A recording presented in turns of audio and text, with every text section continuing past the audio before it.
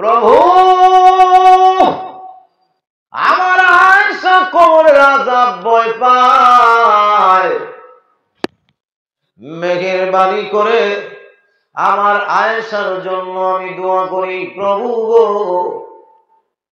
আপনি মেহেরবানি করে আয়েশার কবরের আযাব মাফ করে দেন। এবার আয়েশার তো উচিত ছিল আমিন বলবো, তাই না? আমিন কয় না, খালি মুচকি মুচকি হাসে। এমন হাসি, মুচকি হাসি এক সময় অট্ট হাসিতে পরিণত হয়েছে। আল্লাহর রাসূল সাল্লাল্লাহু আলাইহি সাল্লাম দোয়া করে আর উনি খালি হাসে। আল্লাহর রাসূল দোয়া করে বলেন, আয়েশা তুমি কাজটা ঠিক করো নাই। আয়েশা রাদিয়াল্লাহু আনহা বলেন, একবার তো করছি, ওই আরো 100 বার করব। কি মনে করেন, এটা কি বেয়াদবি করতেছে না স্বামী স্ত্রী কোন ছুটি করতেছে? আর তো দূরে করেন না, রহস্য করতেছে। আয়েশা, আমি দোয়া করলাম, তোমার তো উচিত ছিল তুমি মুনাজাতে আমিন আমিন বলবে, কিন্তু আয়েশা গো, তুমি কেন আমিন না বলে শুধুমাত্র হাসলে? এমনি হযরত আয়েশা সিদ্দিকা রাদিয়াল্লাহু আনহা বলেন, ও আল্লাহর নবী, আপনি যে আমার জন্য দোয়া করতেছেন, আপনি সাধারণ কোনো মানুষ না, আপনি আল্লাহর দোস্ত। আমার বিশ্বাস আপনার দোয়া বদদোয়া মহান আল্লাহর দরবারে সাথে সাথে কবুল হয়ে যায়। আমি আয়েশার জন্য এমন একজন মানুষ দোয়া করতেছে যার দোয়া বদদোয়া আল্লাহর কাছে সাথে সাথে কবুল হয়ে যায়। সুতরাং আমার কবরের কিসের ভয়? আমি তো নবীর মাধ্যমে দোয়া করাইয়া ফেললাম। এই আনন্দে, এই খুশিতে আমি আমার হাসি থামিয়ে রাখতে পারি নাই, অট্ট হাসি দিয়ে ফেলেছি। মাফ করে দিন, অন্যায় হয়ে গেছে, কিন্তু আমার উদ্দেশ্য ভালো। উদ্দেশ্য হলো, আমার ভরসার জায়গা হলো নবী আমার জন্য দোয়া করেছেন, আমার আর ভয় নাই। আল্লাহর রাসূল সাল্লাল্লাহু আলাইহি ওয়াসাল্লাম বলেন, রে আয়েশা, তোমার জন্য একবার দোয়া করার কারণে যদি তুমি এইভাবে অট্ট হাসিতে ফেটে পড়ো, ভালো করে জেনে রাখো আমি রাহমাতুল লিল আলামিন আমার উম্মতি মুহাম্মদীর জন্য দৈনিক 5 বার দোয়া করি। নবীজি উম্মতে মুহাম্মদের জন্য কয়বার দোয়া করে? 5 বার। সে নবীর কথা শুনলে মুসলমান আসেনি এখন? কথা বলে মুসলমান গান দেন, দেখে নেন কি পরিমাণ লোক হয়। কথা বল ঠিক কিনা? তবলা বাজান, দেখে নেন লোকের ভিড় বাইরে। বাইরে আমি বলতেছিলাম, আম্মা জান আয়েশা সিদ্দিকা রাদিয়াল্লাহু আনহা বলেন, হাদাসানা ওয়া নুহাদ্দিসুহু, আমি কথা বলতেছি, আল্লাহর নবী বিশ্ব নবী রাহমাতুল লিল আলামিন শুনতেছেন, নবীজি কথা বলতেছেন, আমি শুনতেছি। হঠাৎ করে হযরত বিলালের কণ্ঠে সুন্দর সুমধুর আওয়াজ আল্লাহর নবীর কানে এসে পৌঁছে গেল। মসজিদ থেকে আজানের ধ্বনি নবীজির কানে এসে গেল। নবীজির কানে যখন আজানের ধ্বনি আসলো, আল্লাহর নবী আজানের ধ্বনি আসার সাথে সাথে আল্লাহর রাসূল বলেন, আয়েশাকে জিজ্ঞাসা করেন, মান আনতি, তুমি কে? হযরত আয়েশা সিদ্দিকা রাদিয়াল্লাহু আনহা বলেন, আমি আয়েশা। আল্লাহর নবী বলেন, মান আয়েশা, আয়েশা কে? নবী তার স্ত্রীকে চেনেন। আয়েশা রাদিয়াল্লাহু আনহা বলেন, বিনতি আবু বকর, আবু বকরের কন্যা আয়েশা। আল্লাহর রাসূল বলেন, মান আবু বকর। আয়েশা বুদ্ধিমতী মহিলা, উনি বুঝে ফেললেন নবীজি এই সেন্সে কোন নাই, নবীজি এই অবস্থানে নাই। এমনি উনি আর কথা বাড়ালেন না। আল্লাহর নবী মসজিদে নববীর ভিতরে গিয়া নামাজটা যখন আদায় করলেন, নামাজ আদায় করার পর যখন হুজরায় ফিরলেন, হযরত আয়েশা সিদ্দিকা রাদিয়াল্লাহু আনহা ডেকে বলেন, ওগো আল্লাহর নবী, আমি কে? সুবহানাল্লাহ। আল্লাহর রাসূল সাল্লাল্লাহু আলাইহি ওয়াসাল্লাম বলেন, আয়েশা কি প্রশ্ন করো? আমি না তোমার স্বামী, আর তুমি আমার স্ত্রী। সুবহানাল্লাহ। আমার আব্বা আবু বকরকে আপনি চেনেন? আল্লাহর রাসূল বলেন, আয়েশা গো, কি বললে তুমি? আবু বকরকে যদি না চিনি, এই পৃথিবীতে আমি আর কাকে চিনব? ইয়া রাসূলুল্লাহ, মসজিদ থেকে যখন বিলালের কণ্ঠে আযানের ধ্বনি কানে ভেসে আসলো গো, সেখানে আপনি আমাকে চিনলেন না, আমার আব্বাকে চিনলেন না কেন? আল্লাহর রাসূল বলেন, আয়েশা, আল্লাহর নামের এত শান, আল্লাহর নামটা এত ভারী।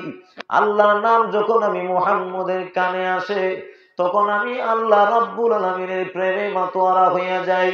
আল্লাহর আজমতে, আল্লাহর ভয়ে আমার দিল কাঁপতে থাকে। এই সময়ে আমার আদর স্ত্রী আয়েশা আমার সাথী আবু বকর সিদ্দিককে চিনার মতো অবস্থানে আমি আর থাকি না। আল্লাহর নামটা কত ভারী, আমরা এরকম কাঁপেনি? দানে যে ফুস দিছে, আল্লাহর নাম হইলেও দান কাটা বন্ধ করে? কথা করেন না রে? আপনারা মনে হয় আমার কথা বুঝেননি। আপনারা আমার কথাটা কথা বলেন না কেন? আপনারা হ্যাঁ না বলতে হবে। এদিকে খেয়াল করেন, আপনারা আমার কথা ভালো করে মনোযোগ দিয়ে শুনবেন। যদি কথা না বুঝেন তাহলে আমি আর একটু শুদ্ধ বাংলায় বলার চেষ্টা করবো ইনশাআল্লাহ। ভাইরা আমার, সাধারণত সিলেটের যে অরিজিনাল ভাষা, সেই ভাষায় যদি আমি কথা বলি যে তুমি তাই কিতা মাত্রায় অবাই কিতা মাতো, কিচ্ছু বুঝবো? কেউ বুঝবে না। এজন্য আমি যেভাবে বলছি এটাই হচ্ছে বাংলা। ভাইরা আমার, আল্লাহর রাসূল সাল্লাল্লাহু আলাইহি ওয়াসাল্লাম আল্লাহকে যত বেশি মহব্বত করতেন, যত ভয় পেতেন, আমরা এতটুকু ভয় আল্লাহ রব্বুল আলামিনকে করি না, পাই না। আল্লাহর রাসূল সাল্লাল্লাহু আলাইহি ওয়াসাল্লামের সংস্রবে থেকে যেই সমস্ত সাহাবায়ে কেরাম ঈমান এনেছিলেন, যারা মুমিন মুত্তাকি হয়েছেন, ওই সমস্ত সাহাবায়ে কেরামও আল্লাহর ভয়ভীতি এদের দিলে এমন ভাবে সঞ্চয় হয়েছিল, আল্লাহর রাসূলের ইন্তেকালের পরেও সাহাবায়ে কেরাম আল্লাহর নাম বললে থরথর করে কাঁপতেন। নবীজির 10 জন সাহাবী ছিল জান্নাতের সুসংবাদ প্রাপ্ত।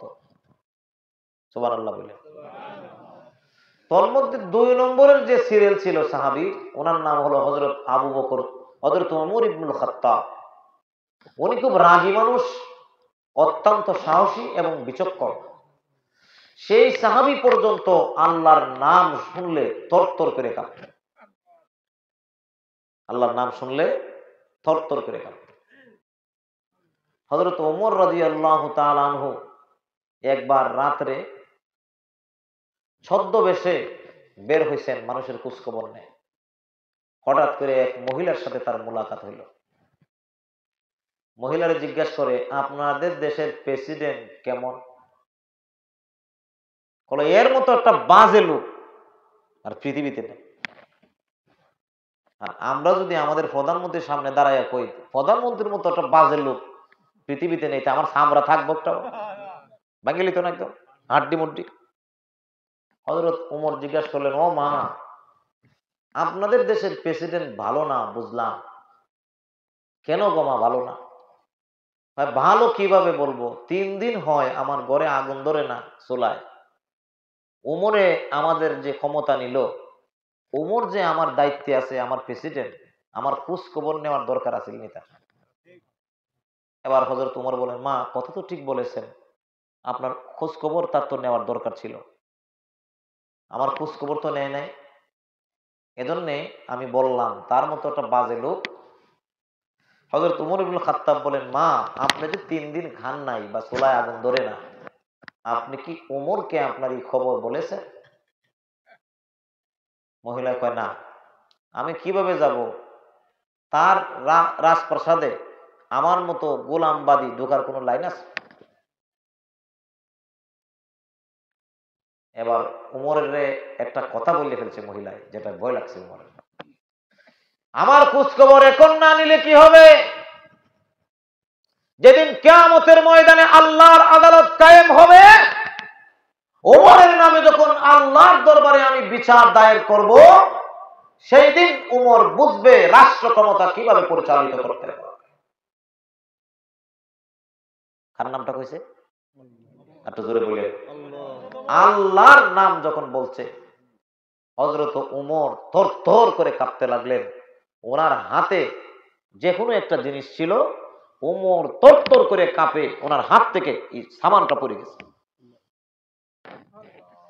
ডাক দিয়ে বলেন, মা, কি নাম শুনাইলা? আল্লাহর নাম তুমি আমাকে শুনিয়েছ। ও মা, বলো গো, তোমার কি অভিযোগ? অভিযোগ জানায়া দিল। অভিযোগটা হলো, 3 দিন আমার খাবার পৌঁছায় নাই। হযরত ওমর ইবনুল খাত্তাব রাদিয়াল্লাহু আনহু যে কোন আমাদের নিয়ামত, আমাদের দায়িত্ব গ্রহণ করেছেন, তাহলে তাদের সরকারে যারা দায়িত্ব গ্রহণ করে, জনগণের কমসে কম 5টা জিনিসের দিকে খেয়াল রাখা লাগে। 1 নম্বর হলো জনগণের নিরাপত্তা নিশ্চিত করতে হয়। জনগণের নিরাপত্তা যদি নিশ্চিত কোন সরকার প্রদান না করে, তাহলে সে ব্যর্থ। কথা কন। আমি কোন আওয়ামী লীগরে বলি না, বিএনপিরে বলি না, যে দলই ক্ষমতায় থাকুক, জনগণের জানমালের নিরাপত্তা যে সরকার দিতে পারবে না, আল্লাহর কসম, এই সরকারের ক্ষমতায় থাকার কোনো অধিকার না। 1 নম্বর, এগুলো মনে রেখেন।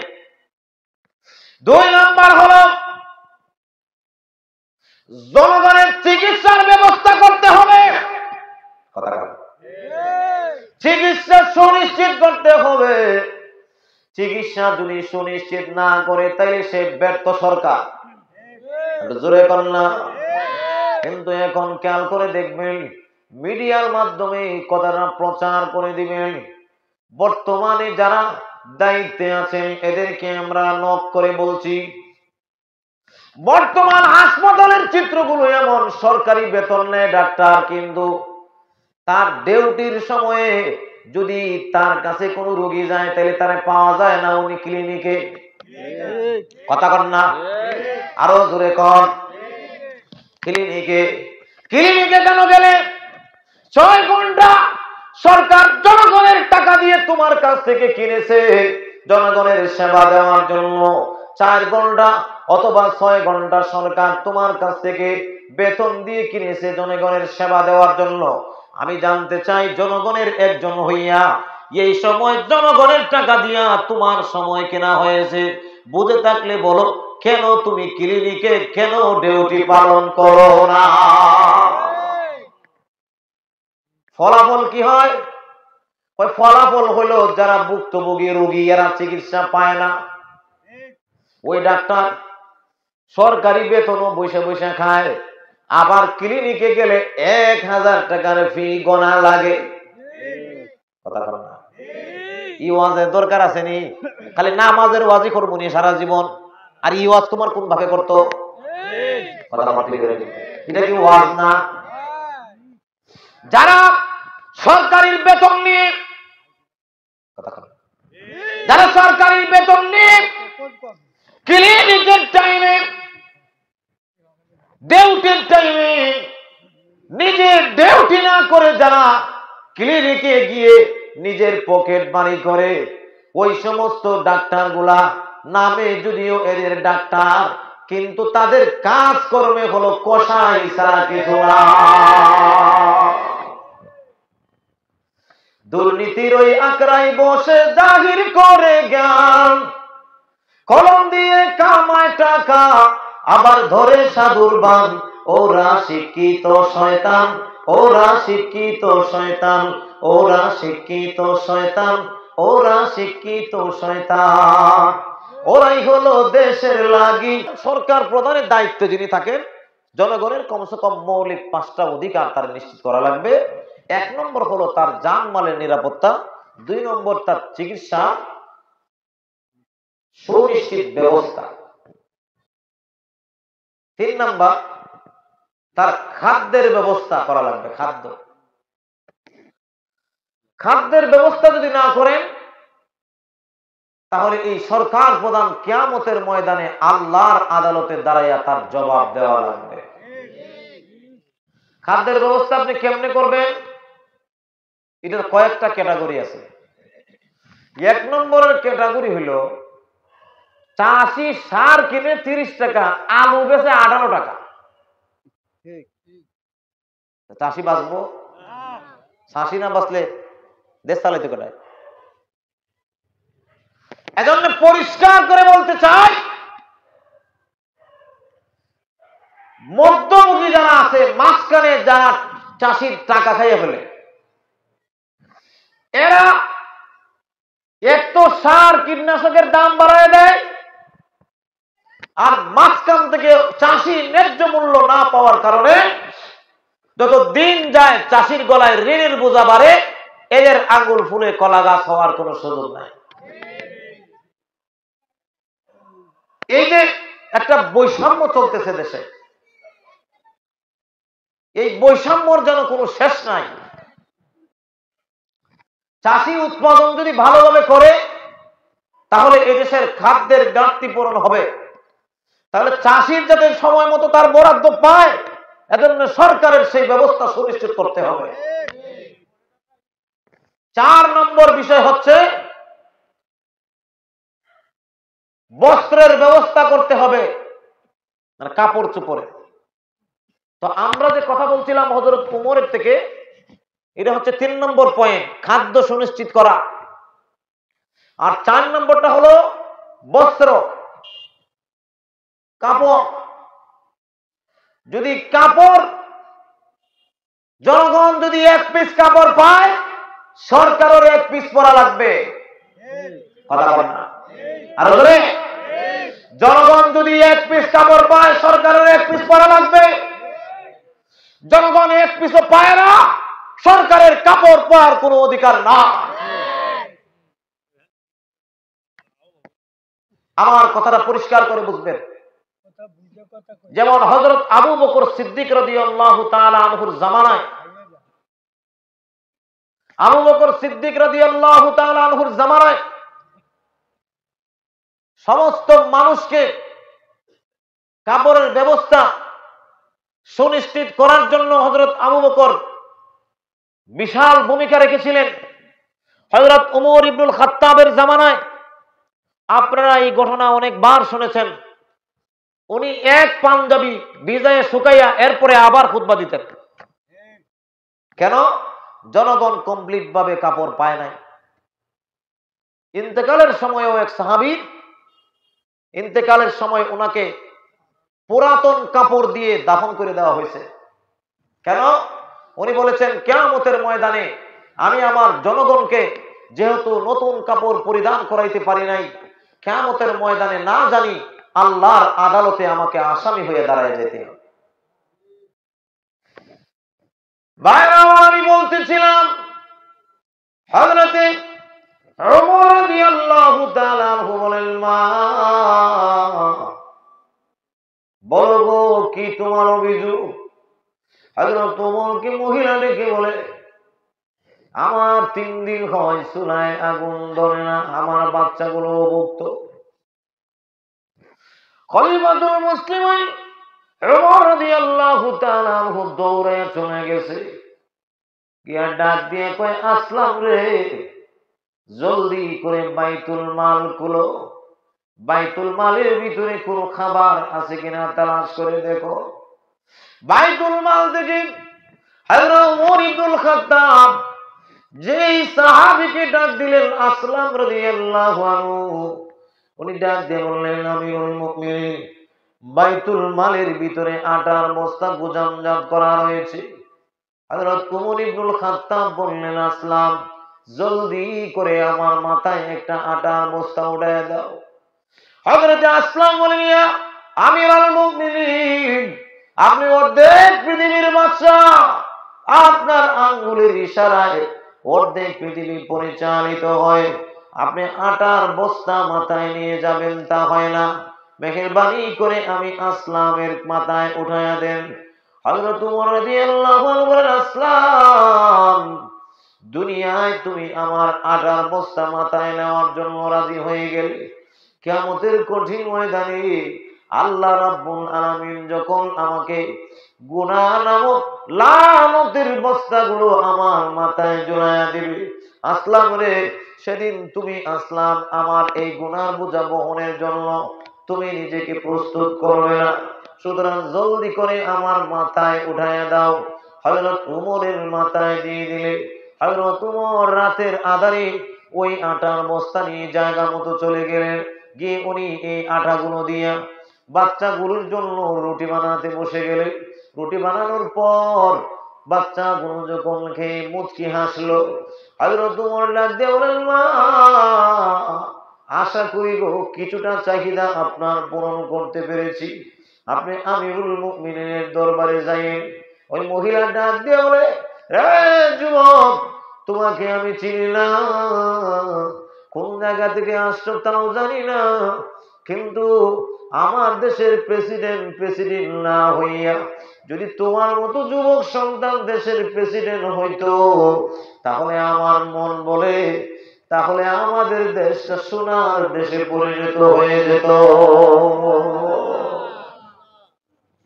সকালবেলায় মহিলা আমিরুল মুমিনিন ওমরের দরবারে চলে গেছে।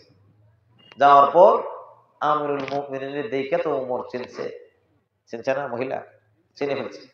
যেই মাত্র চিনতে পেরেছে, সাথে সাথে আমিরুল মুমিনিন হযরত ওমর রাদিয়াল্লাহু তাআলা আনহু বললেন, কিছু মাল দিলেন, বরাদ্দ দিয়ে দিলেন, এবার বললেন, কিয়ামতের ময়দানে আল্লাহর আদালতে আমার নামে কোনো মামলা করবা? এবার মহিলা বলে, আমিরুল মুমিনিন, আপনি যা করলেন, যেভাবে আপনারে আমি বৎসনা করেছি, অন্য প্রেসিডেন্ট হইলে তো আমারে ফাঁসি দিয়ে দিত, আপনি তো আমার কিছু করেন নাই, যান, আমি আপনারে আল্লাহর দরবারে মামলাতে করব না, আমি এটা আপনার কথা দিলাম। আমিরুল মুমিনিনের কাফন থামে না, ওই রাতের কথা, ওই যে আল্লাহর কাছে বিচার দিব এই বইতে এখনো মজলিসে বসে আছে, কাঁপতেছে। রাতে আদানি আপনার যতগুলো সেবা করেছি, ওই সেবার মাধ্যমে আমার প্রাণ ভরে নাই, এখন আপনাকে অনেক কিছু দিয়ে দিলাম, ও মা, যান, এই জিনিসগুলো নিয়ে যান, দীর্ঘদিন পর্যন্ত আপনি চলতে পারবেন। আমি জানতে চাই কিয়ামতের কঠিন ময়দানে আল্লাহ রাব্বুল আলামিনের দরবারে আমার বিরুদ্ধে আর কোনো বিচার দায়ের করবেন কিনা। হযরত ওমর ইবনুল খাত্তাবকে মহিলা বলে, না, আমি আল্লাহ রাব্বুল আলামিনের দরবারে তোমার ব্যাপারে আর কোনো বিচার দায়ের করব না। হযরত ওমর বলেন, ও মা, এই চামড়ার উপরে তুমি লিখে দাও গো, আল্লাহর আদালতে উমরের ব্যাপারে আর কোনো মামলা করবা না। মহিলা এবার লিখে দিল, আল্লাহর আদালতে উমরের ব্যাপারে আমি আর কোনো সালিশ বিচার বসাবো না। ওই কথা বলার পরে ওমর থামলেন। ভাইরা আমার, এই ঘটনাটা বলা আমার উদ্দেশ্য না, আমার উদ্দেশ্য হলো সাহাবাই কেরাম আল্লাহকে কি পরিমাণ ভয় করতেন। একবার আল্লাহর আদালতে বিচার দিবে বলেছে, এরপরের ইতিহাস আপনাদের সামনে আমি বলেছি, তাহলে বোঝা গেল সবচাইতে বেশি আল্লাহ রাব্বুল আলামিনকে ভয় করতেন আমাদের নবী, এরপরে সাহাবাই কেরাম, আর সাহাবাই কেরামের পরে এখনো আল্লাহকে ভয় করে আল্লাহর ওলিরা। আল্লাহকে যদি ভয় করে, রবকে যদি রব মানে, তাহলে আল্লাহ তাকে কি দেবেন? আমি আপনাদের সামনে কোরআনুল কারীমের যে আয়াত তেলাওয়াত করেছি খুতবায়, পবিত্র কোরআন শরীফের সূরাতুল হামিম সাজদা, যার 30 নম্বর আয়াতে কারিমা আপনাদের সামনে আমি তেলাওয়াত করলাম। চলুন আমরা আমাদের এই আয়াতের ব্যাখ্যা বিশ্লেষণে কিছুটা ঢোকার চেষ্টা করি। আল্লাহ যেন তৌফিক দান করেন, সবাই বলুন আমিন। এবার সর্বপ্রথম কোরআনুল কারীমের এই সোনালী আয়াতটা আমরা একটু পড়ি। ইন্নাল্লাযীনা ক্বালু রাব্বুনা আল্লাহ সুম্মা ইসতাকামু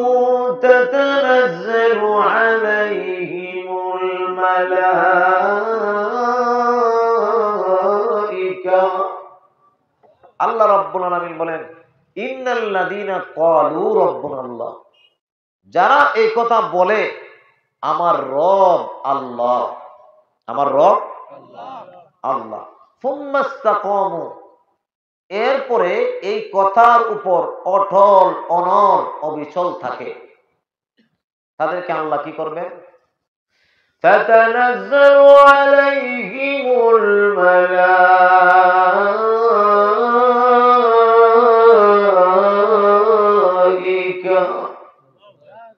আল্লাহ রাব্বুল আলামিন বলেন যারা এই কথা বলে আমার রব আল্লাহ, সুম্মাস্তাকামু, এরপরে অটল অনড় অবিচল থাকে, আল্লাহ রাব্বুল আলামিন বলেন তাতানাজ্জালু আলাইহিমুল মালাইকা, তাদের মরণের সময়ে আমি আল্লাহ রাব্বুল আলামিন আসমান থেকে অসংখ্য অগণিত ফেরেশতা তার শিয়রে পাঠিয়ে দিব।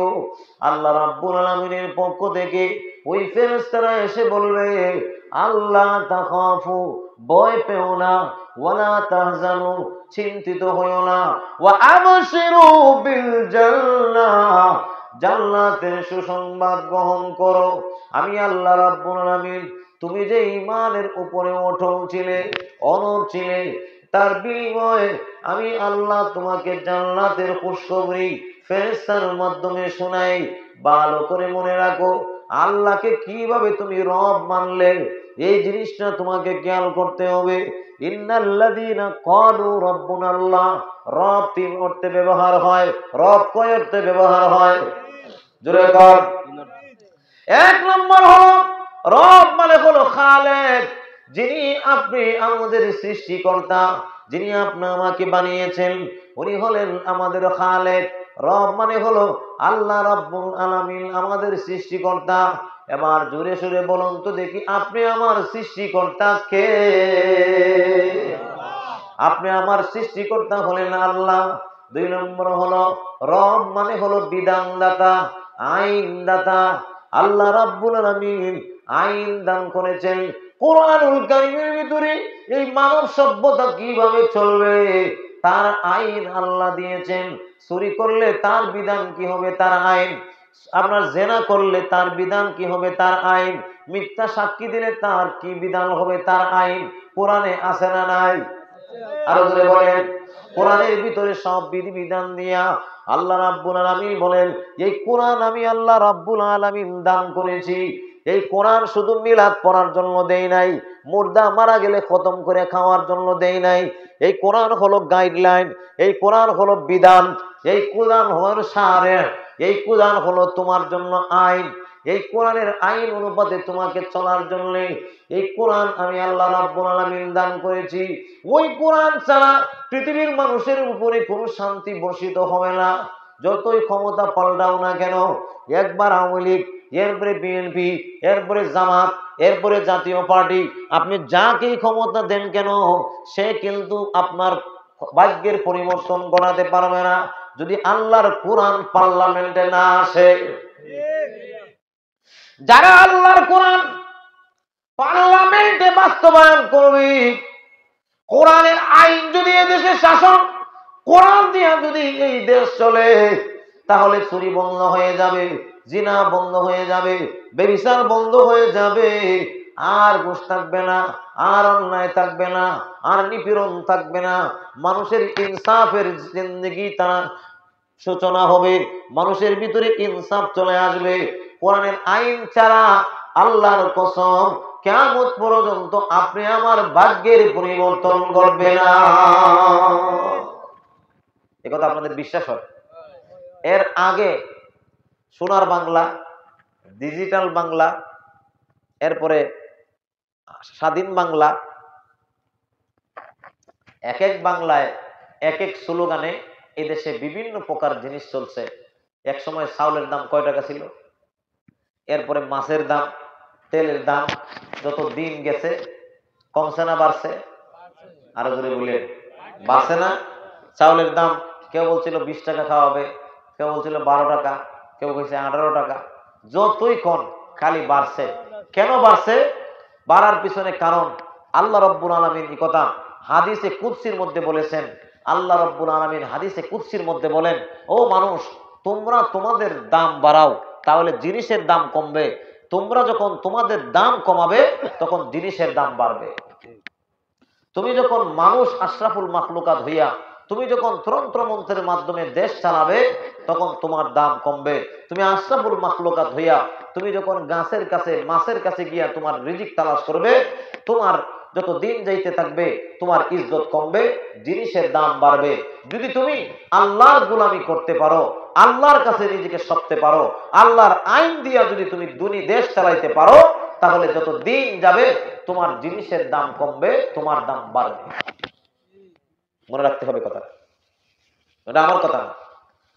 فَلْيَعْبُدُوا رَبَّ هَذَا الْبَيْتِ।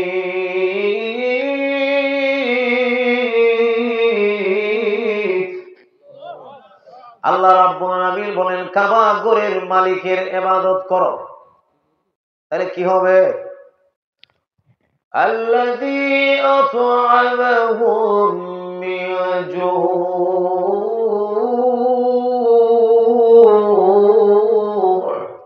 আল্লাহ রাব্বুল আলামিন বলেন, কাবা ঘরের মালিকের ইবাদত করলে দুইটা জিনিস তুমি পাবে। এক নম্বর হলো, আমি আল্লাহ রাব্বুল আলামিন তোমার রিজিকের অভাব দূর করে দিব।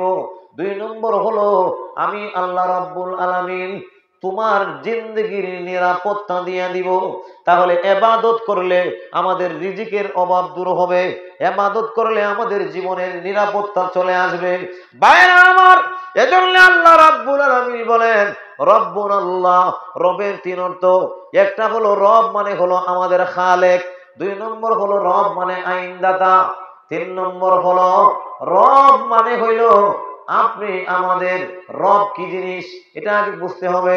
রব হলো প্রতিপালক। কেমন প্রতিপালক? যিনি আমাদেরকে দুনিয়ার সমস্ত নিয়ামত দিয়েছেন, যিনি আমাদেরকে খাবারের ব্যবস্থা করেন, যিনি আমাদেরকে বাতাসের ব্যবস্থা করেন, যিনি আমাদেরকে যা লাগবে তা ব্যবস্থা করেন।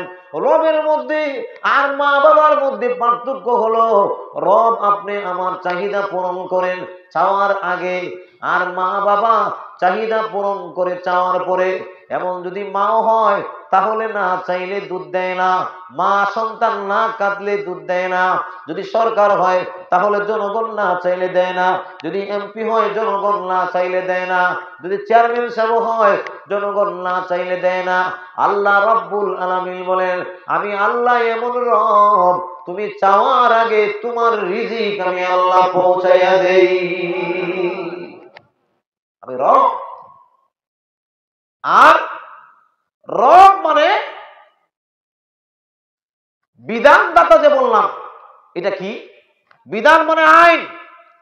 আল্লাহর বিধান উনি দিছেন, আপনি আমার দায়িত্ব হলো তা মানা। কথা বলতে ঠিক। আর রব, এই রবের স্বীকৃতি আমরা সকলেই রূহের জগতে দিয়ে আসছি। আল্লাহ রাব্বুল আলামিন সমস্ত রূহকে একটা জায়গায় একত্র করলেন, করে বললেন, আলা আলাহুল খলকু। আল্লাহ বললেন, আলাস্তু বিরব্বিকুম, আমি কি তোমাদের রব নই? তখন সমস্ত রূহরা সে জায়গায় চুপ ছিল।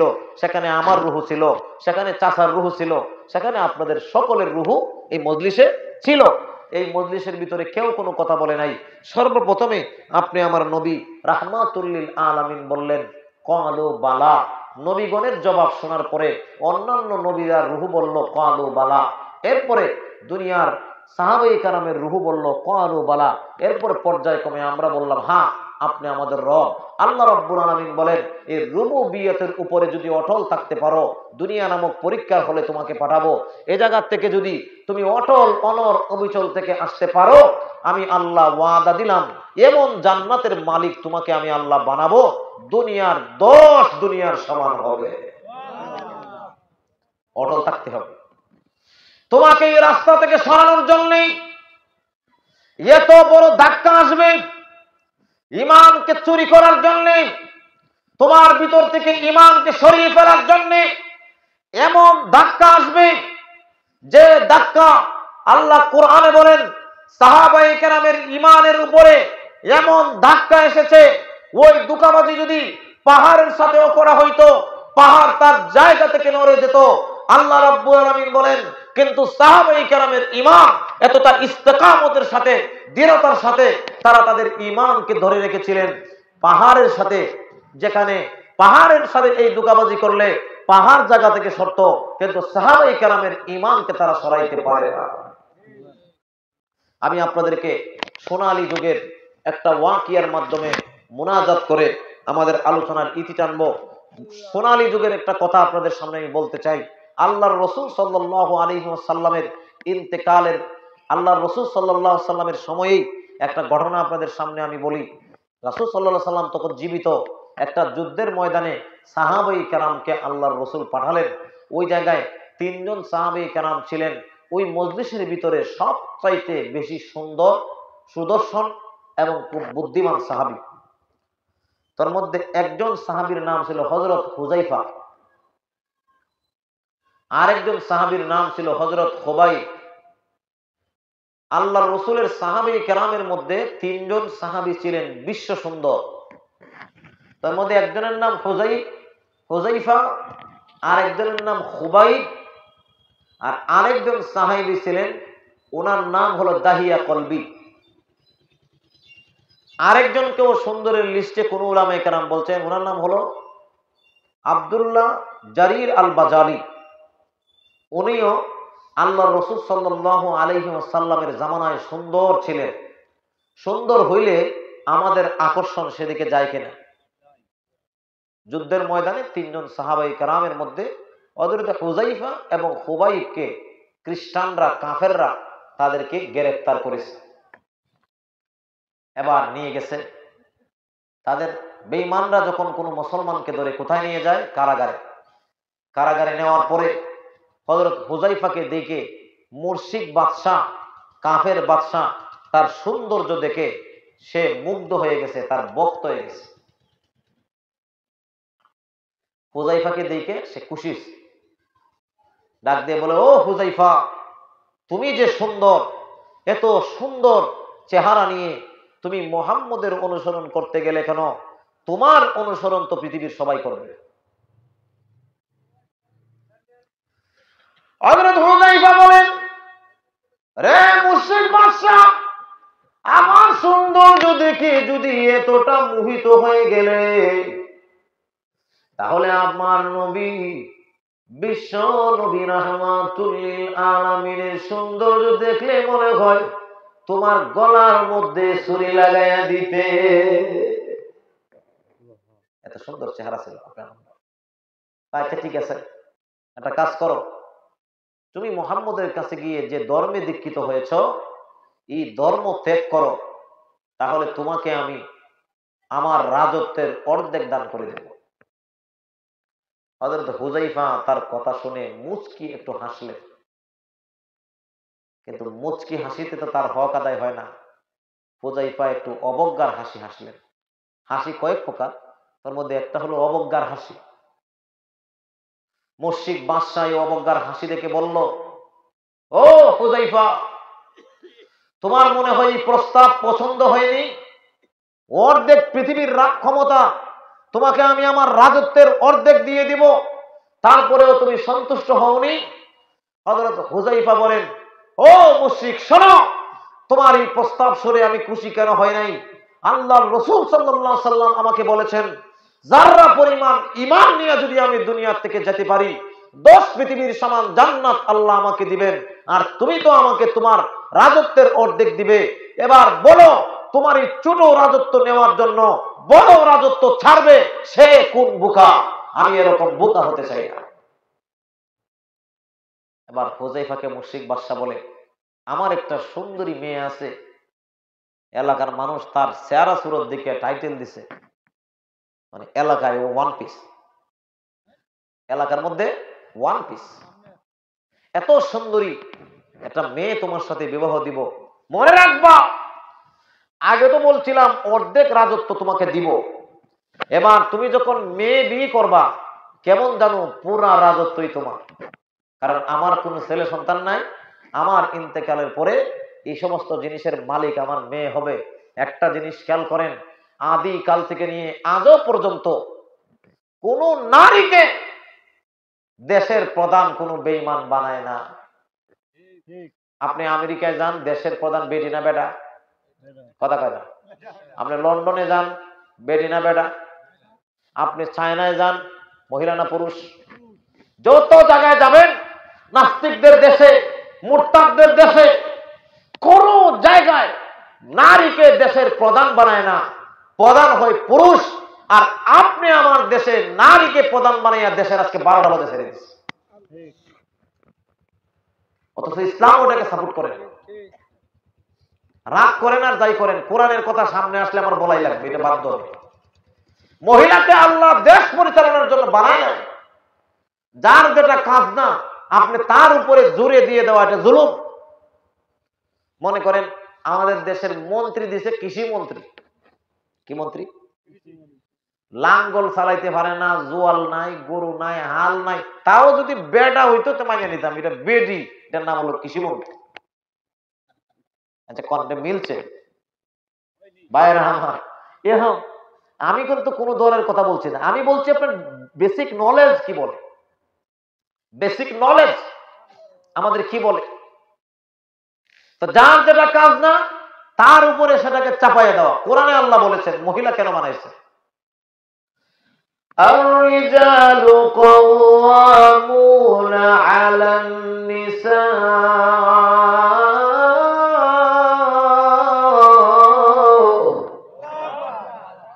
আল্লাহর কোরআন কি সুন্দর দেখছেন। আল্লাহ কোরআনে বলেন, আল্লাহ রাব্বুল আলামিন বলেন আর-রিজালু কাওয়ামুনা আলান নিসা। আমি আল্লাহ রাব্বুল আলামিন সৃষ্টিগতভাবে নারীর উপরে পুরুষকে প্রাধান্য দান করেছি। কোন অবস্থায়?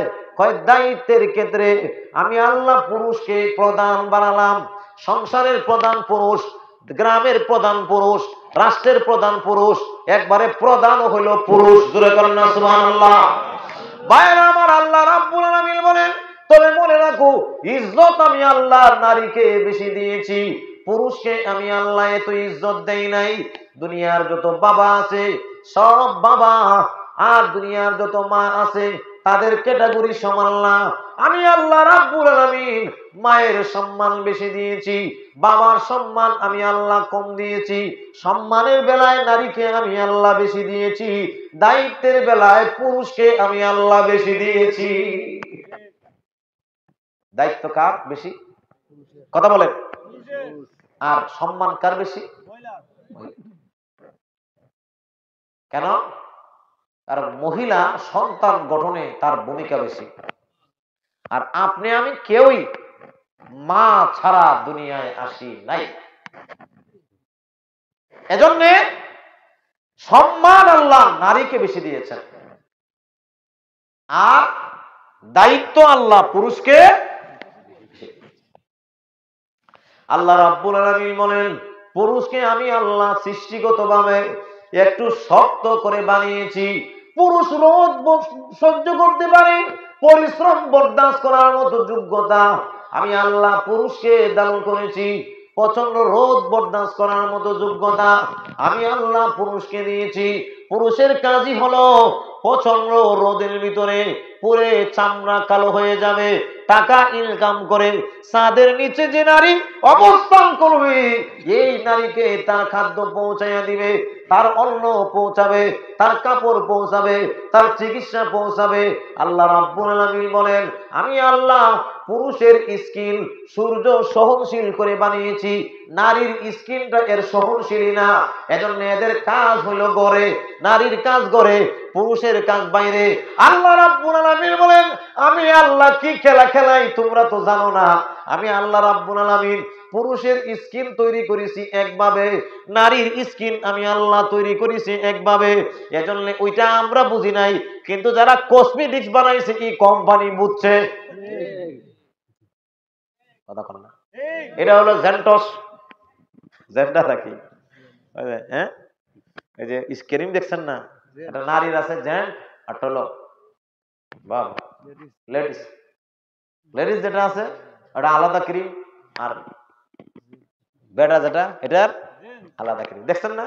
দেখি কথাটা ঠিক আছে কিনা? এই কোম্পানি বুঝেছে যে স্কিন আলাদা।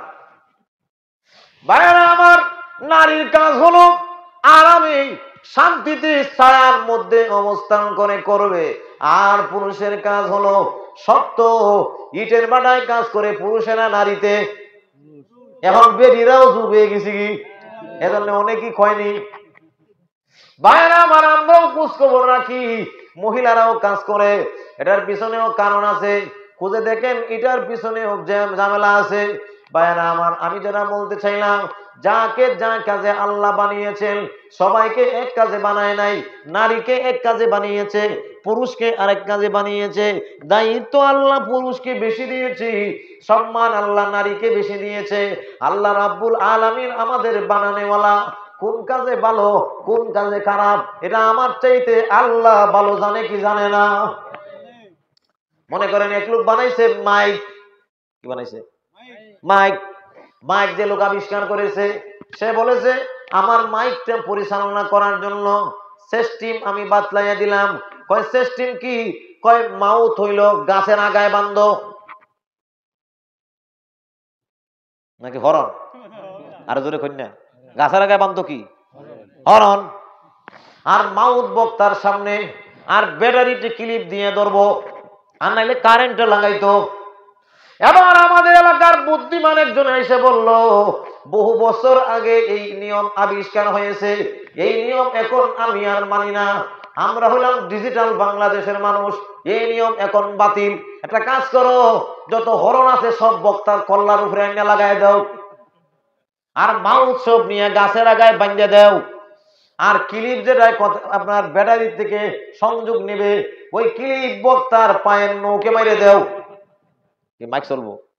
আর আল্লাহ রাব্বুল আলামিন বলেন, নারীকে বানাইছে ঘরে, তুমি যখন তারে জোর করে বাইরে দিবা তখন রাষ্ট্রের উন্নতি আশা করো না। মনে রাখবা, এবার আমরা বক্তারা রেও মাঝে মাঝে দইরা পুলিশের রিমান্ডে নিয়ে ভালো করে বাইরে উল্টায় ঝুলাই রাখে, 6 ঘন্টা এইভাবে ঝুলায় ডাক দেয়, কয় হুজুর আয়াত পড়েন। কয় কোন আয়াত? কয় ওয়াতু হিজ্জু মান তাশা ওয়াতু জিল্লু মান তাশা। বাবা রে বাবা, এটা হামেশা আল্লাহুম্মা মালিকাল মুলক তুতিল মুলকা মান তাশা ওয়া তুইজ্জু মান তাশা। হুজুর আয়াতের অর্থ করেন, এবার বক্তা আয়াতের অর্থ করে। আল্লাহ রাব্বুল আলামিন বলেন, নিশ্চয়ই আমি আল্লাহ ক্ষমতার মালিক, আমি যাকে ইচ্ছা ক্ষমতা দান করি। এবার ওই গোয়েন্দায় কয়, হুজুর এবার থামেন।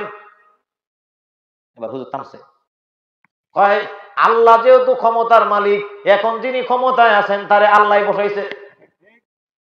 আচ্ছা, আগে যা কইছিল এটা তো কোরআনের আয়াত, আর এখন যা কইছে ও তাফসীর করে ফেলতেছে আলাদা। এবার বলে তাহলে ঠিক আছে, এবার আরেকটু ক্ষণ। এবার বক্তা বলে, শুনেন, আল্লাহ যেভাবে বলছেন ক্ষমতার মালিক আল্লাহ, যাকে ইচ্ছা তাকে দান করেন, পরে কিন্তু আল্লাহ আরেকটা কথা বলছেন। কয়টা? কোনটা? কয় এই কথা হলো ওয়াতু ইজ্জু মান তাশা ওয়াতু জিল্লু মান তাশা। নিশ্চয়ই আল্লাহ হলেন সর্বভৌমত্বের মালিক, উনার হাতে কুদরতি হাতে ক্ষমতা, উনি হলেন তামাম রাষ্ট্রের মালিক, তামাম পৃথিবীর মালিক। উনি যাকে ইচ্ছা ক্ষমতায় বসান, যাকে ইচ্ছা ক্ষমতা থেকে নামায়া দেন। ওয়াতু ইজ্জু মান তাশা, যাকে ইচ্ছা সম্মান দেন। ওয়াতু জিল্লু মান তাশা, যাকে ইচ্ছা বেইজ্জত করেন। তবে মনে রাখবেন, জনগণ দিয়া আল্লাহ ক্ষমতায় নেয়, আবার জনগণ দিয়া ফেদাইয়া ক্ষমতা থেকে নামায়া দেয়। কথা কোন ঠিক না? ঠিক ভাইরা আমার, মনে রাখবেন ভালো করে, আমি কোন দল করতে আসি নাই। কথা আমি যেটা বলতেছি এটা বুঝবেন। আপনি আওয়ামী লীগ হন, এটাও আপনার জন্য জরুরি। আপনি বিএনপি হন, আপনার জন্য জরুরি। আল্লাহর কসম, কোন দলের সাথে আমার সম্পর্ক নাই। আমি কাউরে প্রমোট করার জন্য আসি নাই। যেটা হক এই কথা আমার বলাই লাগবে। কথা কোন ঠিক না? ঠিক আপনি আমারে মারেন আর যাই করেন, বলাই লাগবে আমার, এটা হক। ভাইরা আমার, আমি বলতেছিলাম, আল্লাহ রাব্বুল আলামিন বলেন, নারীকে বানাইছি এক সেক্টরে, পুরুষকে বানাইছি আরেক সেক্টরে। এটা মনে আছে তো আপনাদের? দুইজনের সেক্টর আলাদা, তার অবস্থান আলাদা, তার রুচি আলাদা, তার চাহিদা আলাদা, তার গঠন আলাদা। জোরে কোন ঠিক কিনা? পুরুষ আর নারী দেখতে একরকম, খাবার দাবার যা খায় সব একরকম। একরকম কি যায়? একরকম। বেটিরা একটু টক টক বেশি খায়। আপনারা যদি তেঁতুল দেয় আপনি খাইবেন নি? আপনারা খাইবেন? খায় না। ভাইরা আমার, তাইলে তাদের চাহিদা আলাদা, রুচি আলাদা, গঠনও আলাদা। পুরুষের গঠন আলাদা, রুচি আলাদা, চাহিদা আলাদা। ভাইরা আমার, আল্লাহ রাব্বুল আলামিন বলেন, যাকে যে কাজে আমি আল্লাহ বানাই নাই ওই কাজ যদি তার উপরে তুমি দাও তাহলে এটা জুলুম হয়। আর ওই জুলুমের ভিতরে যদি তুমি ডুবে থাকো, কিয়ামত তক তোমার ভাগ্যের পরিবর্তন হবে না। ভাইরা আমার, আমি বলতেছিলাম আল্লাহ রাব্বুল আলামিন এই জন্যই বলেন, ওই বেঈমান কাফিরদের দেশে নারীকে তারা প্রেসিডেন্ট বানায় নাই, এখান থেকে কথাগুলো আসছিল, পুরুষ বানিয়েছে। এজন্য ওই মুশরিক বাদশা হযরত হুযায়ফা রাদিয়াল্লাহু তাআলা আনহুকে ডেকে বলল, ও হুযায়ফা, আমার ইন্তেকালের পরে আমার মেয়ে তো ক্ষমতায় আসতে পারবে না, তুমি যদি আমার দামান হও, তুমি যদি আমার মেয়েকে বিবাহ করো, আগে তো আমাকে মুসলমান ধর্ম ত্যাগ করলেই অর্ধেক পৃথিবীর অর্ধেক রাজত্ব তোমাকে আমি দিব। আর আমার ইন্তেকালের পরে আমার মেয়ে যেহেতু প্রেসিডেন্ট হতে পারবে না, সুতরাং তুমি ওটু প্রধানমন্ত্রী। কি প্রধানমন্ত্রী? অটো, মাইয়ার পরে সিরিয়াল। হযরত হুযায়ফা রাদিয়াল্লাহু তাআলা আনহু বলেন, রে মুশরিক বাদশা শোনো, তুমি তোমার রাজত্ব কেন, তোমার মেয়ে কেন? আল্লাহর রাসূল আমাকে বলেছেন, যদি আমি ঈমান নিয়ে দুনিয়া থেকে মরতে পারি, আমার জন্য জান্নাতের হুর গিলমান অপেক্ষা করতেছে। দুনিয়ার যত সুন্দরী নারী হোক না কেন, তার নাকের ভিতরে পুজ, এরপরে চোখের ভিতরে ময়লা, কানের ভিতরে ময়লা, পেটের ভিতরে পায়খানা আর পেশাবের টাঙ্কি আছে না নাই? কিয়ামতের কঠিন ময়দানে ঈমান নিয়ে যদি আমি জান্নাতে যেতে পারি, আল্লাহ রাব্বুল আলামিন আমাকে এমন সুন্দর হুর দান করবেন, যার পেটের ভিতরে পায়খানা প্রস্রাবের টাঙ্কি নাই, যার পেটের ভিতরে পায়খানা পেশাবের টাঙ্কি নাই, যার কানের ভিতরে ময়লা নাই, যার চোখের ভিতরে ময়লা নাই, তার এত খুশবু, এত গ্রাম। আল্লাহ রাব্বুল আলামিনের নবী বলেন, আটলান্টিক মহাসাগরের ভিতরে যদি তু ফেলে, গোটা আটলান্টিক মহাসাগরের পানি মেশকে আম্বর হইয়া যায়। এরপর আল্লাহ কি বলেছেন? নাহনুল খালিদাতু ফালা নাবিদু, লাহনুর রাইমাতু ফালা নাসখাতু, নাহনুর রাজিয়াতু ফালা নাসখাতু, তুবা লিমান কালানা ওয়া কুন্না লাহু।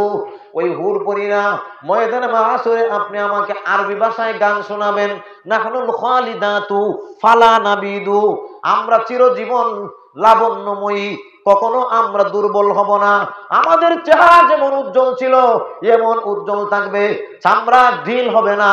আল্লাহ রাব্বুল আলামিনের নবী আরো বলেন, তারা তখন বলবে, দুনিয়ার স্ত্রীরা তোমাকে দেখে নাক ছিটকাইছে, আমরা কোনোদিন নাক ছিটকাবো না। ও জান্নাতি পুরুষ, তোমার প্রতি তোমার স্ত্রী অনেক সময় নারাজ হয়েছে, আমরা কোনোদিন নারাজ হব না। আমি আল্লাহ রাব্বুল আলামিনের দেওয়া, আপনিও আল্লাহর পক্ষ থেকে আমাকে আল্লাহ দান করছেন, আমি আল্লাহর পক্ষ থেকে আপনার জন্য নিয়ামত স্বরূপ, আপনিও আমার জন্য নিয়ামত স্বরূপ। ভালো করে জেনে রাখেন, আমি জীবনে কোনোদিন আপনার প্রতি কোনো অভিযোগ করব না। জিকির করেন লা ইলাহা। হ্যাঁ বলবেন ইনশাআল্লাহ, সময় কাছে গেছে বলেন। লা ইলাহা ইল্লাল্লাহ। ভাইরা আমার, শেষ পর্যন্ত আপনারা থাকবেন তো ইনশাল্লাহ? আসলে আমরা দোয়া করে যাবো ইনশাল্লাহ। রাজি আছি তো ভাই? রাজি থাকলে শেষ পর্যন্ত বসলে দোয়া করে যদি আমরা যাইতে পারি, তাহলে ইনশাআল্লাহ আজকের মাহফিলে আসা বসা আল্লাহ রাব্বুল আলামিন চাইলে নাজাতের ফয়সালা করতে পারেন কি পারেন না? আরো জোরে বলেন। শোনেন, সবার ভাগ্যে সবকিছু জুটে না। যেমন মনে করেন আখেরি মোনাজাত সবার ভাগ্যে জুটবে না। এই যে আখেরি মোনাজাত করলাম, এমনও হইতে পারে আজকের এই মোনাজাত আমার জীবনের শেষ মোনাজাত, আর হয়তো আগামী দিনে এই মাহফিলে হয়তো আমি আর শরীক হতে পারবো না। তো কাজে কাজে আমরা আর বেশিক্ষণ নেব না, রাত বেশি হয়ে গেলে মানুষ উঠতে থাকে। আলহামদুলিল্লাহ, আপনাদের দেখে ভালো লাগলো, আপনারা কিন্তু ওঠেন নাই, সবাই স্তব্ধ হইয়া বসছেন, সুন্দর করে বসছেন, আপনাদেরকে মোবারকবাদ জানাচ্ছি। চলুন আমরা আমাদের এই কথাগুলো শেষ করি।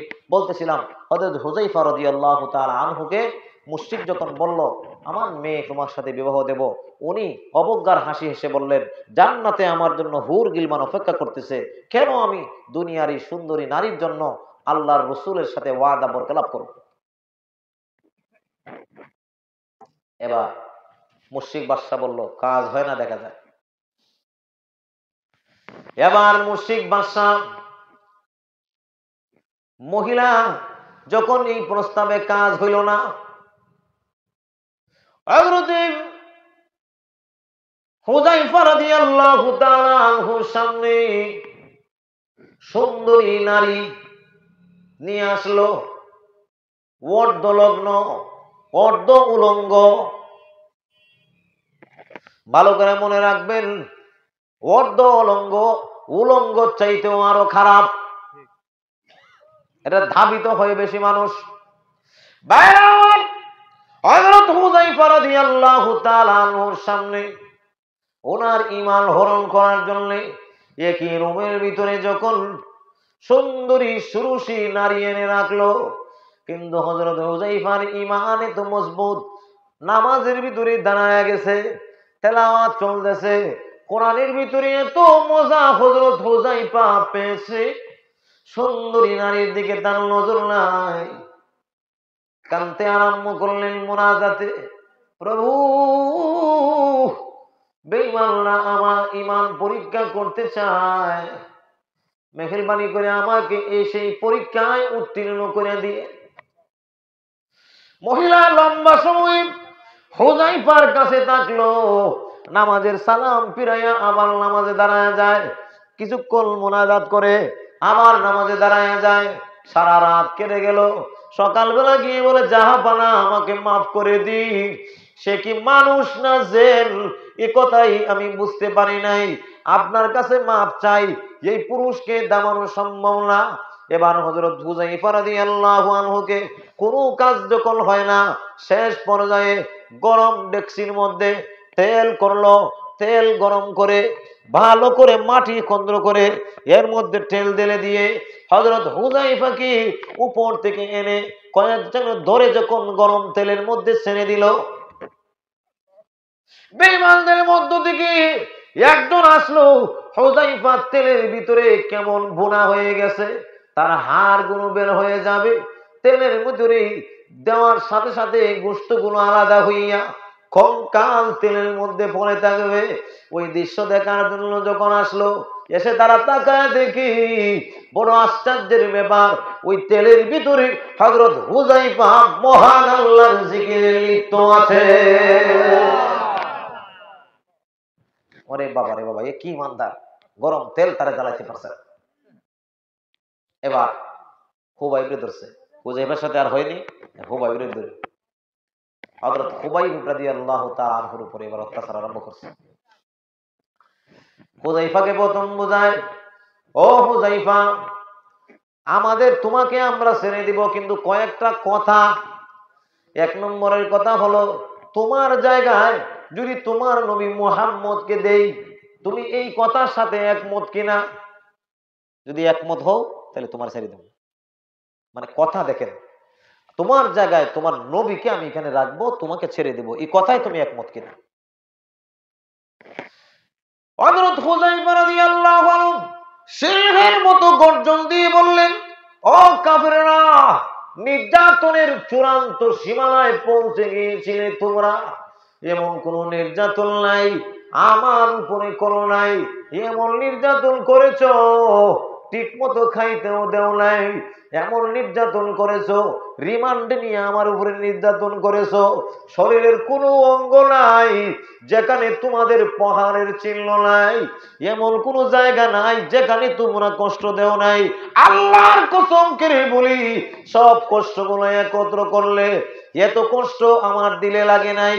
আমার জায়গায় আল্লাহর নবীকে এই জায়গায় দিবা, এই কথাটা শুনতে যত কষ্ট পেয়েছি, এত নির্যাতনেও আমি খুবাইবের এত কষ্ট লাগে না। এবার কয়েকটা ঠিক আছে, এর দরকার নাই, একটা কাজ করো, যদি জীবনে তোমার নবীকে তো পাওয়া সম্ভব নয়, যদি কখনো তোমার নবীকে পাই, তাইলে তোমার নবীকে আমরা বন্দি করতে তো পারবো না, এই তৌফিক আমাদের নাই, কিন্তু তার কোনো মতে একটু যদি আনতে পারি কায়দা করে, তাহলে একটু বেইজ্জত করব। এই কথায় তুমি রাজি কিনা? বেইজ্জত মানে আল্লাহ রসুল একটু গালিগালাজ করবে একে। হযরত হুযায়ফা এবার ডেকে বললেন, ও কাফেররা, আমার স্থানে নবীকে আনা তো দূরের কথা, নবীকে আমার সামনে গালি দিবা তো দূরের কথা, আল্লাহর রসুলের পায়ে একটা কাঁটা ফুটবে এতটুকু জিনিসও আমি খুবাইব বরদাস্ত করব না। যখন মাত্র এই কথা বললেন, কাফের কুবরা গান্বিত হইয়া গেল এবং হুযায়ফা রাদিয়াল্লাহু আনহুকে ফাঁসির কাস্টে ঝুলানোর জন্য ফাঁসির মঞ্চ চূড়ান্ত করে ফেললো। ডাক দিয়ে বলল, হুযায়ফা, এখনো সময় আছে, তুমি তোমার ধর্ম ত্যাগ করো, তাহলে তোমার প্রাণ আমি ভিক্ষা দিব। হযরত হুযায়ফা ডেকে বললেন, হযরত খুবাইব ডেকে বললেন, তুমি আমাকে কি হত্যার হুমকি দাও? তুমি কি জানো না মুমিন মরতে রাজি, আল্লাহর জান্নাতে যাইতে দেরি হয় না। কি ভয় দেখাও তুমি আমারে? আমি ঈমানদার, আমি মরবো, আমার জান্নাত, তুই মরবি, তোর জাহান্নাম। কথা ঠিক কি? এবার হযরত খুবাইবের সামনে খাবার এনে দেয়, শুয়োরের গোশত, শুকরের মাংস আর মদ শরাব এনে দেয়। একদিন চলে যায়, খুবাইব খানা বন্ধ করে দিয়েছে, খানা পানি খায় না, পানি দেয় পানি গ্রহণ করে না, খাদ্য দেয় খাদ্য গ্রহণ করে না। এক সাহাবী বলেন, ও খুবাইব, জান বাঁচানোর জন্য, প্রাণ বাঁচানোর জন্য হারাম জিনিস যতটুকু খেলে পরে তোমার প্রাণ বেঁচে থাকে, এতটুকু খাদ্য তোমার জন্য গ্রহণ করা জায়েজ আছে, কেন তুমি খাদ্য গ্রহণ করো না? কেন তুমি পানি গ্রহণ করো না? এমনি হযরত খুবাইব রাদিয়াল্লাহু আনহু বলেন, ও সাথীরা, কাফেররা আমার ঈমান পরীক্ষা করতে চায়, তারা দেখতে চায় আমি দুর্বল হই কিনা। আজকে যদি আমি তাদের কাছে আমার ঈমানের দুর্বলতা প্রকাশ করি, তাহলে এরা মনে করবে, কাফেররা মনে করবে মুসলমানের ঈমান মনে হয় ঠুনকু বিষয়, একটু কষ্ট দিলেই ভেঙে যায়। আমি একথা বুঝিয়ে দিতে চাই, যদিও আমার জন্য হালাল, কিন্তু আমার আল্লাহ যেটা হারাম করেছেন, এরকম কোন হারাম জিনিস আমি খেয়ে বাঁচতে চাই না।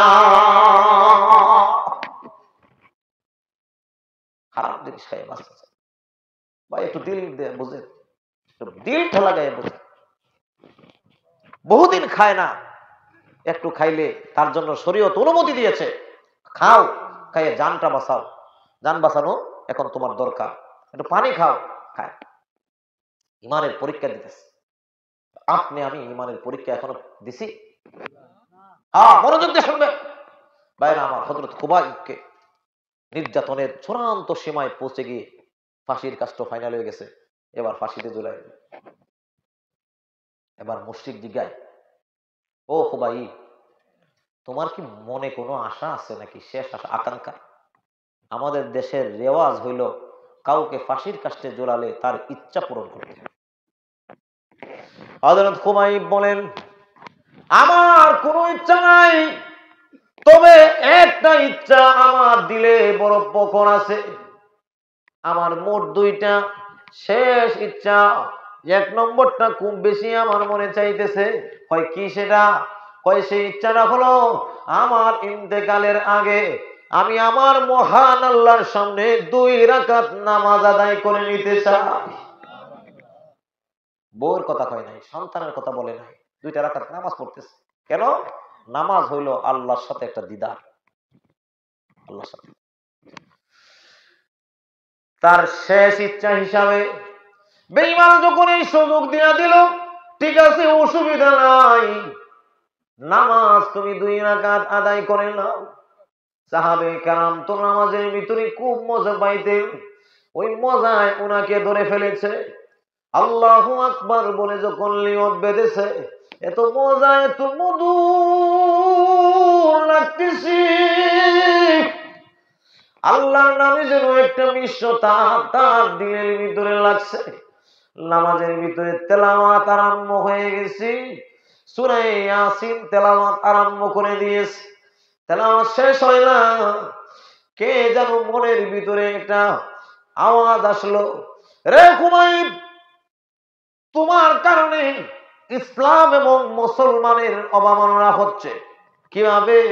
রে খুবাইব, তুমি নামাজে দাঁড়ায় আছো, বেঈমান কাফেররা মনে করবে মুসলমান ওই জাতি সামান্য সময় নামাজের অজুহাতে ফাঁসির মঞ্চ থেকে বাঁচতে চায়, এই কথা বেঈমানরা ধারণা করবে। যেই মাত্র এই কথা বললেন, হযরত খুবাইব রাদিয়াল্লাহু আনহু খুব দ্রুত গতিতে নামাজ শেষ করে তার দ্বিতীয় ইচ্ছার কথা বললেন, ও কাফের, আমার যখন ইন্তেকাল হয়ে যাবে তখন আমার চেহারাটা খানায়ে কাবার দিকে ঘুরাইয়া দিবা, এটা হলো আমার 2 নম্বরের ইচ্ছা। কারণ খানায়ে কাবার দিকে মুখ করে মরা হলো মুস্তাহাব। কি ভাই, একটু জোরে কর না। খানায়ে কাবার দিকে চেহারা রেখে মরণ, এটা হলো মুস্তাহাব। এই আবদার তোমরা আমার পূরণ করবা। কিন্তু বেঈমান কাফেররা যখন হযরত খুবাইবকে ফাঁসির কাস্টে ঝুলাইয়া টান দেয়, খানায়ে কাবার দিকে মুখ তারা করে না, দূর বহু দূর অন্যদিকে পূর্ব উত্তর দক্ষিণ পশ্চিম খানায়ে কাবার দিকে তারা মুখটা ঘুরায় না। টান দিলে খুবাইব আবার যখন খানায়ে কাবার দিকে তার মুখটা ঘোরায়, বেঈমানরা এই আবদার রাখবে না।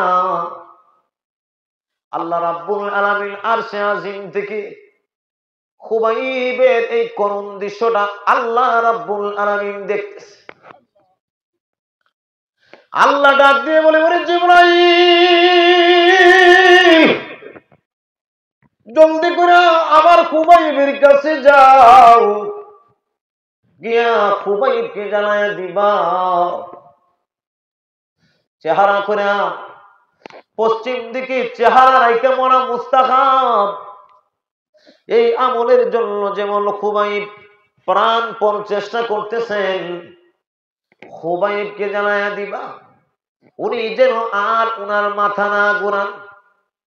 ফাআইনামা তুওয়াল্লু ফাসাম্মা ওয়াজহুল্লাহ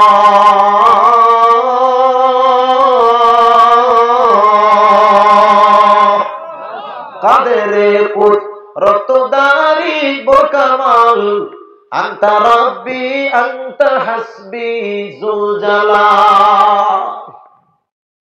খানায়ে কাবার দিকে মুখ করার পর জিবরাইল চলে আসছেন, এসে বলেন, খুবাইব, চেহারা ঘোরানো লাগবে না, আল্লাহ জানিয়ে দিয়েছেন তুমি যেদিকে চেহারা করে মরো না কেন সেদিকে মহান আল্লাহ রাব্বুল আলামিন আছে। এবার খুবাইব কি বলেছেন? খুবাইব ডাক দিয়ে বলেন, ও জিবরাইল, যেহেতু তুমি সংবাদ নিয়ে আমার কাছে আসছো, জিবরাইল ভাই আর কষ্ট করে আরেকটা কাজ তুমি আমার করে দাও, যাও আল্লাহর নবীর কাছে সংবাদটা পৌঁছাইয়া দিবি। খুবাইব জীবনের সামনে এসে পৌঁছে গেছে। আল্লাহর নবীকে আমার ওই হালতটা জানাইয়া দিবা, আর নবীকে বলবা খুবাইবকে ফাঁসির কাস্টে ঝুলানো হচ্ছে নবী, কিন্তু আপনার মজলিসে বসে হযরত খুবাইব যে ওয়াদা করেছিলেন, ইয়া রাসূলুল্লাহ, জীবন যাবে ঈমানের পথ থেকে চুল পরিমাণ নড়ব না, জীবন দিয়া নবীজির সাথে দেওয়া ওয়াদা আমি খুবাইব রক্ষা করে যাচ্ছি। আর গোটা উম্মতকে শিক্ষা দিয়ে যায়, ঈমান বড় দামি জিনিস, কোন কিছুর বিনিময় মুমিন তার ঈমান দিতে জানে না। খুবাইবকে এই সবক খুবাইব দিয়া জিবরাইলকে বললেন, যাও নবীর কাছে গিয়ে এই কথা জানাইয়া দিবা। আল্লাহ নবী বিশ্ব নবী রাহমাতুল লিল আলামিনের কাছে খুবাইবের সালাম যখন পৌঁছে গেল, আল্লাহ নবীর সামনে সাহাবে কেরাম বসা আছেন। উনি বলেন, ওয়ালাইকুমুস সালাম ইয়া খুবাইব। সাহাবে কেরাম বলেন, ওগো আল্লাহর নবী, খুবাইবকে না আপনি যুদ্ধের ময়দানে প্রেরণ করলেন, খুবাইব এখানে নাই, খুবাইবের সালামের উত্তর নিলেন কেন? আল্লাহর রাসূল বলেন, ও আমার সাহাবে কেরাম, খুবাইব যদিও এই জায়গায় নাই, খুবাইবের দৃশ্যটা আমার আল্লাহ আমি নবীর চোখের সামনে ভিডিওর মতো ধরে ফুটে উঠাইছে, তুলে ধরছে আল্লাহ। দৃশ্যটা আল্লাহ তাআলা আমারে দেখাইতেছে, সুবহানাল্লাহ। আমি ওই দৃশ্যটা ফাঁসির মঞ্চে আমার খুবাইবকে ফাঁসির মঞ্চে বেঈমান কাফেররা ঝুলাইয়া দিতেছে। তার বড় আকাঙ্ক্ষা কিবলার দিকে মুখ করে মরবে। ভাইরা আমার, ওই সাহাবায়ে কেরামের মতো ঈমান আনার সবক আল্লাহ সূরাতুল হামিম সাজদার 30 নম্বর আয়াতে আল্লাহ আমাদেরকে দেন। আল্লাহ রাব্বুল আলামিন আমাদেরকে ওই আয়াতগুলোর মাধ্যমে কথা শিক্ষা দেন। ইন্নাল্লাযীনা ক্বালু রাব্বুনাল্লাহ, যারা বলে আমার রব আল্লাহ, সুম্মাস্তাকামু, এরপর এই কথার উপর অটল অনর অবিচল থাকে।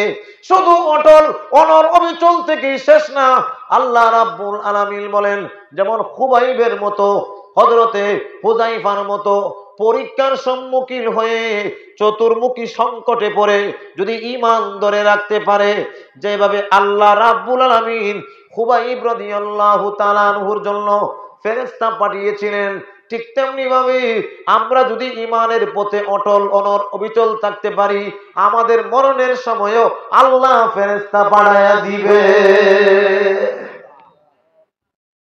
ঈমান, ঈমানের পথ এটা খুব পিচ্ছিল পথ, ঈমানের পথ খুব কষ্টের পথ। এজন্যই আপনারা নজর ঘুরাইয়া দেখেন, যে সমস্ত আলেমরা ঈমানের কথা বলেন, ইসলামের কথা বলেন, তাদের বিপদের শেষ না। কথা বলেন ঠিক কিনা? আমরা নিরাপদ নয়, বিশ্বাস করেন আপনারা, আমাদের বিপদ আছে না? না। তবে মনে রাখবেন, দুনিয়ার কেউ যদি আমাদের এই কদর না দেয়, আল্লাহ আমাদেরকে সেই কদর দেবে।